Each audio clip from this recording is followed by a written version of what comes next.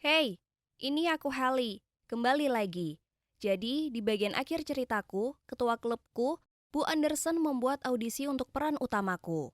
Dan karena cewek baru ini, Anna, tak bisa terima aturan yang ada. Aku tak begitu khawatir soal itu. Maksudku, peran itu sudah jadi milikku ya kan?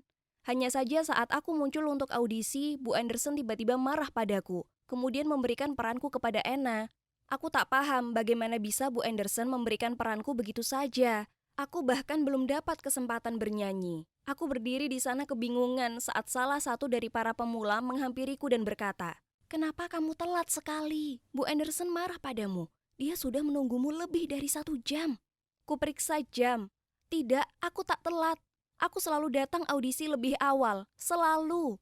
Aku lari mengejar Bu Anderson berusaha menjelaskan tapi beliau tak memberiku kesempatan bicara. Hallie, saya sangat kecewa padamu. Kamu ini tak disiplin dan bertanggung jawab dan saya tak mau dengar alasan-alasanmu. Kamu harusnya jadi contoh bagi para anggota baru. Apa penyakit selebriti sudah menjangkitimu? Kamu tak akan bisa melangkah jauh dengan tingkah laku seperti ini, Nona. Dan aku tak percaya Ena benar tentangmu. Dia bergumam, kemudian berjalan pergi.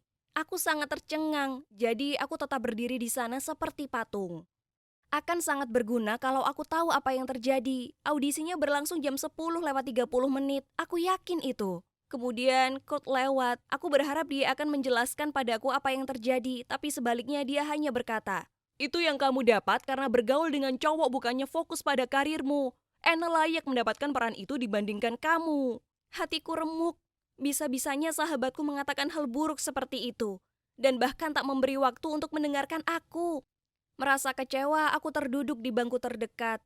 Air mata hampir menetes dari mataku saat Erik muncul entah dari mana dan mengatakan, "Hallie, aku mencarimu kemana-mana. Kamu bahkan tak menjawab teleponku. Kamu melewatkan audisinya kan?" Kuhapus air mataku.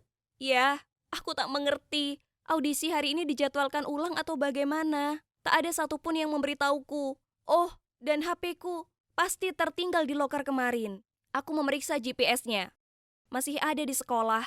Erik mengangkat alisnya. "Tunggu, kamu tak bawa HP-mu dan kamu tak tahu kalau pertandingannya diganti ke jam 9. Kudengar Anna memberitahu Bu Anderson kalau kamu memintanya karena kamu bakal sibuk jam 10 lewat 30, bukan begitu? Bu Anderson sudah tidak terkesan karena kamu bahkan tak memberitahunya sendiri." Aku menatapnya bingung dan menjawab, "Apa? Tidak, siapa yang bilang begitu? Aku tak sibuk. Dan kalaupun iya, aku tak mungkin menyuruh orang lain untuk memberitahu Bu Anderson untukku." Erik kemudian menggadang pergelangan tanganku dan berkata, "Ikut denganku." Kami balik ke ruangan di mana pertandingan seharusnya diselenggarakan, dan Anna masih di sana tertawa dengan teman-temannya. Erik menyuruh mereka pergi karena kami perlu bicara secara pribadi dengan Anna. Dia tampak terkejut dengan perilaku Erik, tapi dia menyuruh teman-temannya pergi. Kemudian Erik menatapnya dan berkata, "Aku tahu apa yang kamu lakukan. Sekarang, kamu akan katakan sejujurnya atau menungguku mengungkapnya." Sambil nyengir, dia hanya mengangkat bahu dan berkata, "Aku tak tahu apa yang kamu bicarakan." "Itu aneh, karena penjadwalan ulang adalah idemu dan ternyata Hallie tak sibuk sama sekali. Apalagi, HP-nya hilang. Sekarang, kamu pasti tak tahu menau soal itu kan? Maksudku, kudengar kamu kemarin bicara dengan teman-temanmu soal menyembunyikan HP seseorang. Kukira kamu sedang melakukan prank pada anak di kelas, tapi semuanya masuk akal." Ena terdiam dan matanya terpaku menatap lantai saat kutatap dia menunggu jawaban. "Jadi?" Kesabaran Erik mulai habis. Ena menghela nafas kemudian memutar matanya. "Ya sudah, itu aku. Aku hanya menginginkan peran itu, oke? Aku jauh lebih berbakat dibandingkan Hallie." Aku geram, bagaimana bisa dia begitu kejam? Tentunya mendapat peran dengan adil jauh lebih membanggakan ketimbang mendapatkannya dengan cara seperti ini. Aku berusaha tetap tenang saat aku berpaling pada Erik dan berbisik, "Terima kasih atas bantuanmu, Erik, tapi kurasa aku dan Ena perlu ngobrol sebentar." Erik mengangguk lalu memberitahuku dia akan menunggu di luar. Aku berkata, "Kenapa, Ena? Bukannya peluang adil yang kamu inginkan? Kenapa kamu terus menyerangku?" Awalnya dia tak berkata apapun. Dia hanya memainkan gelangnya tapi kemudian dia menjawab, "Itu karena kamu selalu jadi sorotan dan yang Kurt lihat hanyalah kamu. Aku ikut swing club karena Kurt. Tapi sungguh membuatku frustasi melihatmu dengannya. Kenapa kamu mendapatkan semuanya, baik Kurt maupun peran utama?" "Kurt? Tak ada apa-apa di antara kami, Ena. Benar-benar tidak ada. Kami memang bersahabat sejak lama sekali. Itu saja. Ena menghela nafas. Oke, kamu memergokiku. Jadi biarkan aku pergi sekarang. Aku melihatnya pergi karena sudah tak ada lagi yang perlu dibicarakan. Setelahnya, Ena tak lagi menggangguku. Kurasa dia kira dia akan dapat masalah kalau kuadukan Bu Anderson kebenarannya. Hanya saja aku tak pernah melakukannya. Maksudku terfikir untuk itu, tapi amarahku sudah pudar. Jadi kuputuskan untuk biarkan dia kali ini. Tak bisa dipungkiri, dia anak yang ambisius sepertiku. Hanya saja tindakannya terpicu oleh dorongan yang keliru. Akan kubiarkan kali ini. Dan hanya kali ini. Erik tak paham itu sama sekali. Dia terus memberitahuku kalau itu adalah peranku dan seharusnya aku berusaha rebut itu kembali. Tapi nyatanya aku tak inginkan peran itu lagi. Ku bilang padanya aku sudah tahu cara merelakannya dan mengalihkan fokusku ke hal yang lain. Hari pertunjukan tiba dan aku sedang berada di ruang ganti menyortir kostum saat Ena menghampiriku dan berkata, "Kenapa tak kau adukan Bu Anderson apa yang kulakukan?" Aku menjawab, "Terbesit olehku soal itu, tapi kuputuskan tidak kulakukan. Jangan salah paham, yang kamu lakukan itu tidak keren. Tapi kuharap kamu belajar dari kesalahanmu. Kuberi kamu kesempatan kali ini." Dia terlihat tersentuh dan berterima kasih padaku. Kami tersenyum satu sama lain dan setuju untuk mulai semua dari awal dan lupakan semua masalah yang lalu. Dan lain kali, kami akan bersaing secara damai dan sportif dengan kemampuan kami yang sesungguhnya. Setelah itu kami berteman. Kami mulai pergi keluar bersama. Erik juga, dan Kurt di beberapa kesempatan. Aku selalu berusaha memaksanya ikut dengan kami. Kurasa dia dan Ena akan menjadi pasangan serasi. Tapi dia selalu terlihat seperti ada sesuatu di pikirannya. Oh ya, konser hari jadi Swing Club sebentar lagi. Dan kami semua tahu kalau ini merupakan pertunjukan terbesar tahun ini. Semua orang akan ada di sana, termasuk para profesional. Para pemula sudah berada di Swing Club lebih dari 3 bulan, jadi semua bisa mencoba dapatkan peran utama. Semua orang ingin melakukan pertunjukan solo untuk pembukaan dan penutupan. Aku mencoba untuk posisi solo untuk penutupan, dan tentu saja, begitupun Ena. Hanya saja kali ini kami berlatih bersama dan bersaing secara sehat. Erik dan aku bahkan mempersiapkan duet. Anak-anak lainnya terus beritahu kalau suara kami saling melengkapi. Ternyata mereka benar. Ditambah lagi, aku suka bernyanyi dengan Erik, karena itu artinya aku punya alasan untuk nongkrong dengannya lebih sering dari biasanya. Setelah latihan, kami akan beli burger, pergi ke taman, atau pergi nonton film.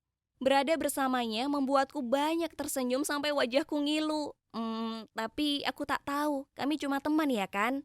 Jadi peran-peran untuk konser dipilih melalui casting, di mana semua orang di klub akan voting untuk penampil favorit mereka. Kerumunan massa terbentuk di depan papan informasi dan sedang menunggu dengan penuh antisipasi Bu Anderson datang menempelkan hasilnya. Ku terobos kerumunan itu dan membaca hasilnya. Ya Tuhan, aku berhasil! Ku dapatkan posisi solo di penutupan, aku juga pastikan duet dengan Erik.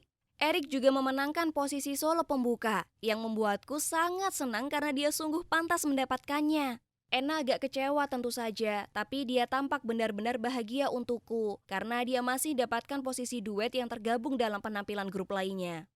Dia berlari dan memelukku dan Erik untuk merayakan. Kemudian Kurt tiba-tiba dengan kasar menyambar ransel miliknya lalu menariknya hingga menyebabkan Erik terjatuh ke tanah.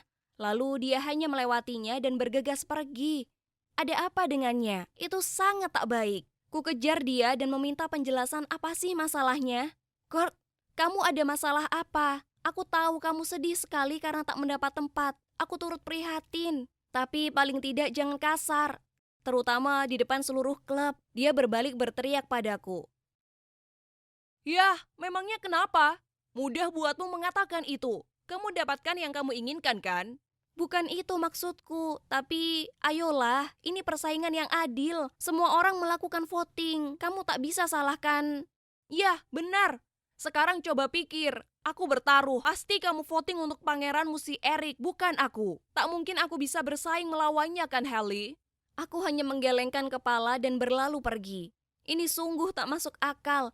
Sejak kapan dia jadi sangat kekanak-kanakan dan keras kepala? Siapa dia berani membentakku? Aku bahkan tak lakukan apa-apa. Aku kembali ke papan dan semua orang membahas rencana pergi makan malam untuk merayakan. Tapi aku sedang tak berminat.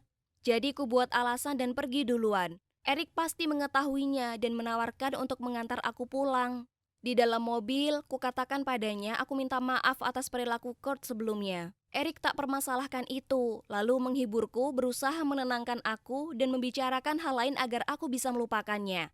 Kemudian dia membawaku ke panggung outdoor yang ada di taman. Kami duduk di sana di atap mobilnya dan dia cerita padaku tentang bagaimana dia pernah melihat artis jalanan di panggung ini saat masih kecil yang memberinya inspirasi untuk menjadi dirinya hari ini. Tiap kali dia merasa ragu tentang mimpinya atau gugup sebelum pertunjukan, dia akan datang ke sini untuk tenangkan pikiran. Dia benar, tempat ini sangat menyenangkan dengan hembusan angin sepoi dan pemandangan indahnya. Aku merasa sangat damai sekarang. Aku tak yakin apa karena tempat ajaib ini ataukah karena aku bersama dengan Erik. Cukup aneh untuk diakui, tapi aku selalu merasa sangat nyaman berada di dekatnya. Kami bisa ngobrol tentang apa saja dari senja hingga subuh. Kemudian tiba-tiba ada keheningan yang canggung. Dia memanggil namaku tapi kepalanya berpaling dariku.